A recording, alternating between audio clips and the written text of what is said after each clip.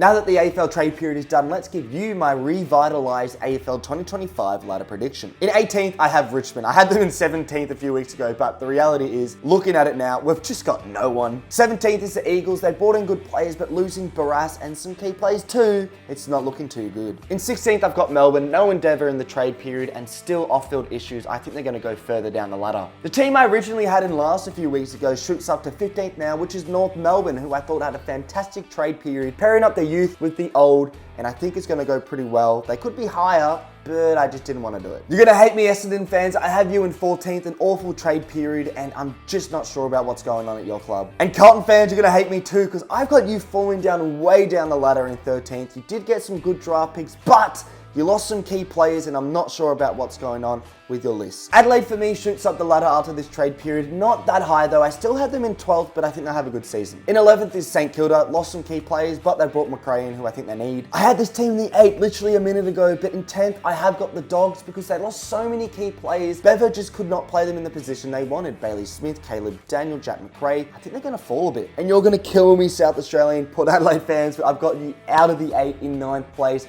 purely because you lost Houston, and Lukosius is good, but you just overpaid for it, and I think you're going to fall down. In 8th place, I've got Gold Coast making the finals for the first time. Rioli and Noble is what they needed, and I think they're going to keep getting better. In 7th is Fremantle. I had them a lot higher, but I thought, look, yes, they did get Bolton, but he's not that much of a difference, but I do think Bolton will break them into the 8 easily. In 6th is Brisbane. I had them first a few weeks ago, but losing Joe Danaher, they haven't replaced him yet, and they didn't replace him in the offseason. I think they're going to fall down a little bit the ladder. In 5th, I got the Giants. Landing Jake String, I think, is going to help them a lot, but they did lose a lot of players, but I just back the higher-ups and the coaches there to get the job done once again. In 4th is Sydney. I did have them down a little bit, but I thought, you know what? Sydney do have great players. They were quiet in the off-season, which is why I had them down a little bit, but I still think they'll be fine. In 3rd is Hawthorn with their Hockball. Great off-season, great trade period, and the youth just keep getting better. In 2nd is Collingwood, bringing in Dan Hewson. No injuries, or maybe less injuries, and they're fine. They are making top 4. I think that's a guaranteed. I'll put my house on it. And in 1st place, I have Geelong. I think getting Bailey Smith is going to transform that team. That's all they need.